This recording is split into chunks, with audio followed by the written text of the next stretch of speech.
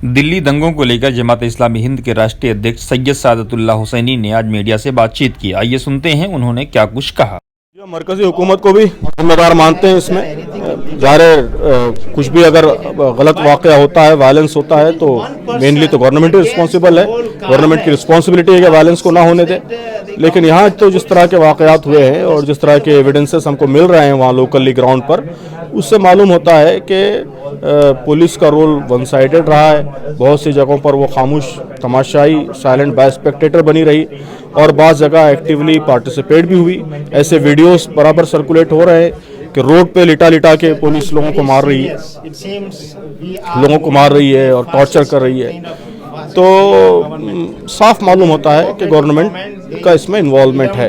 और सबसे बड़ी चीज़ ये है कि आज इतने दिन हो गए हैं और दिल्ली में नेशनल कैपिटल में इतना बड़ा वाक़या हुआ है, सैकड़ों लोगों की जानें गई हैं और इतने बड़े पैमाने पर तबाही हुई है, आबादी की आबादी बर्बाद हुई है, और अभी तक हमारे प्राइम मिनिस्टर, होम मिनिस्टर किसी ने वहाँ जाने तक की जहमत गवारा नहीं की।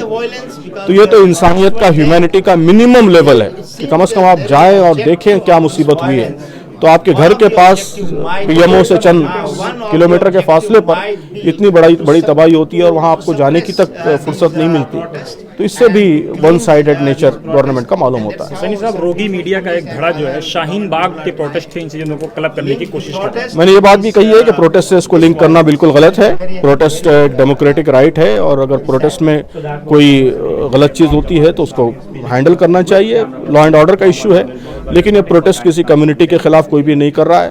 और हर जगह प्रोटेस्ट में तो हिंदू मुस्लिम सब मिलकर गवर्नमेंट के एक पॉलिसी के खिलाफ प्रोटेस्ट कर रहे हैं। तो इसलिए इसको कम्युनल राइट से जोड़ना बिल्कुल सही नहीं है। Communal right is a totally different and delinked event. आपने कहा है कि शाहीन बाग में अगर सरकार के लोग बात करने के लिए नहीं आए तो एक शर्मनाक है। जी हाँ, बिल्कुल जाहिर है कि जितने लोग प्रोटेस्ट कर रहे हैं और लोगों में इतना डिससेटिस्फेक्शन है और डिसकंटेंट है, तो गवर्नमेंट की रिस्पॉन्सिबिलिटी है कि कम से कम बात करें, उनसे डायलॉग करें, उनकी बात सुने, उनके प्रॉब्लम्स को सुने। तो डायलॉग का प्रोसेस भी अभी तक स्टार्ट ना होना, ये जाहिर है कि बहुत ही अफसोसदिनाक बात। आखिरी सवाल ये है कि आपका अलशिफा काम तो कर रहा है, हाँ, लेकिन लोग ये कह रहे हैं कि आप अगर अपने ग्राउंड में कुछ लोगों को बसाते तो शायद बेहतर होता, कुछ दिनों के लिए उनको अगर टेम्परेरी अरेंजमेंट करते हैं। तो इतनी दूर आना तो पॉसिबल नहीं है ना। वहाँ तो हम कर रहे हैं, आना चाहें तो बिल्कुल आ सकते हैं लोग, लेकिन ये काफ़ी कई किलोमीटर दूर है। तो वहाँ हमने मुख्तलिफ कैंपों में लोगों को बसाने की व्यवस्था की है, उसमें सपोर्ट। दंगा होने के इम्कानात थे, जब से चीज़ें प्रोवोक किया जा रहा था उस वक्त से हम लोग एक्टिव हैं और उस वक्त से हम लोग बराबर कोशिश कर रहे हैं कि ये माहौल ख़राब ना हो। और जब ये वायलेंस शुरू हुआ तब से हमारे लोग, हमारी टीमें और हमारे ज़िम्मेदारान बराबर मैदान में हैं। जिन लोगों से भी हम राब्ता कायम कर सकते थे, मुलाकात कर सकते थे, उनसे हमने मुलाकात करने की कोशिश की। बताया हमने कि रात भर हम पूरे लोगों से मिलने के लिए घूमते रहे और आखिर में 2:45 बजे पुलिस कमिश्नर से हमारी मुलाकात हुई और उनके सामने हमने चीज़ें रखी। हमारी एक टीम चीफ मिनिस्टर के घर पर गई मुलाकात के लिए, मगर वो मुलाकात नहीं हुई।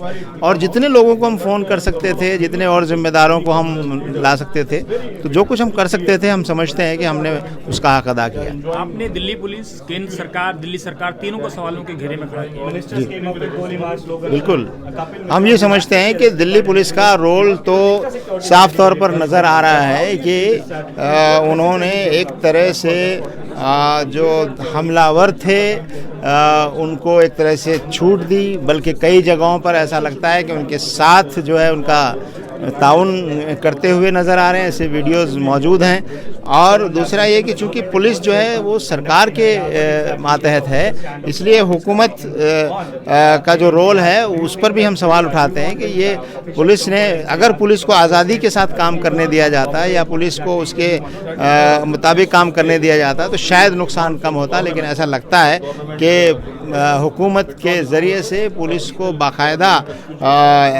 रोका गया है, ऐसा लगता है उनकी जिम्मेदारियां अदा करने से। अगर ये हुआ है तो इसकी जांच होनी चाहिए और जांच होकर इसमें जो कुछ भी मुलविस, जो लोग भी मुलविस हैं, उनको सजा मिलनी चाहिए। दंगों के बाद पूरी दुनिया में भारत की छवि धूमिल हो गई। छवि तो बहुत पहले से धूमिल हो रही थी और हम बराबर कह रहे थे कि इन लोगों को जो हेट स्पीचेस दे रहे हैं, जो लोग ऐसे नारे लगा रहे हैं, जो प्रोवोक कर रहे हैं, उनके खिलाफ कार्रवाइयाँ की जानी चाहिए, वरना इसका नतीजा और ज़्यादा ख़तरनाक हो सकता है। और आखिरकार वही हुआ। और जिस तरह से दिल्ली में हुआ 3 दिन तक, वो पूरी तरह से ऐसा लगता था कि यहाँ कोई हुकूमत मौजूद नहीं है, यहाँ कोई लॉ एंड ऑर्डर कायम करने वाली कोई एजेंसी मौजूद नहीं है। और एक तरह से बिल्कुल जो गुंडा किस्म के जो लोग हैं उनके हाथ में एक तरह से पूरा वो इलाका जो है उनके कब्ज़े में आ गया था। और हमने उस इलाके का दौरा किया तो ऐसा महसूस हो रहा था जैसे किसी दुश्मन फौज ने जो है किसी दूसरे मुल्क पे हमला किया हो दूर से।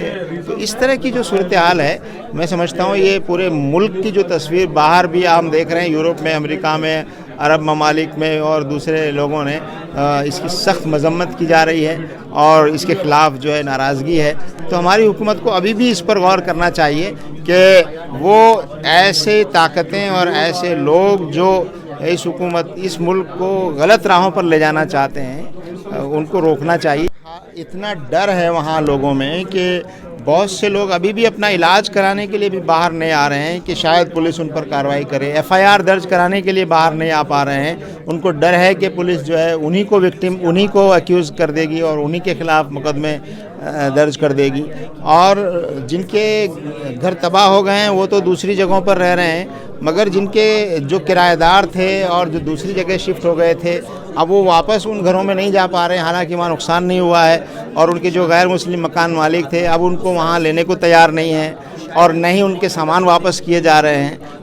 तो ऐसी सूरत हाल में दिल्ली सरकार की भी ये जिम्मेदारी बनती है कि वो ऐसे केसेस को जल्दी से उसको अमल में आए और जो कैंप वहाँ हैं वो बहुत ख़राब हालत में हैं, उस बेहतर जगह पर कैंप बनाने की कोशिश करें, वहाँ वो बुनियादी सहूलतें दें। और एक ऐसा माहौल, हमने अभी 3 दिन पहले जो नए पुलिस कमिश्नर आए हैं उनसे भी जाकर मुलाकात की और उनको पूरी ये चीज़ें हमने बताई कि एफआईआर जो हैं वो दर्ज होनी चाहिए और एफआईआर दर्ज करने के लिए पुलिस से लोगों को डर है, इसलिए आप अलग से डेस्क कायम करें किसी कॉमन जगह पर, वहाँ पर कोई इंतज़ाम करें कि लोग एफआईआर दर्ज कर सकें।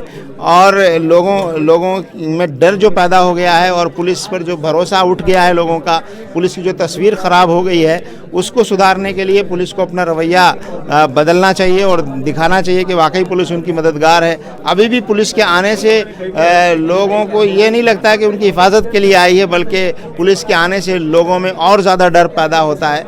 ये सूरत हाल किसी जमहूरी मुल्क के लिए बहुत ज़्यादा ख़तरनाक है।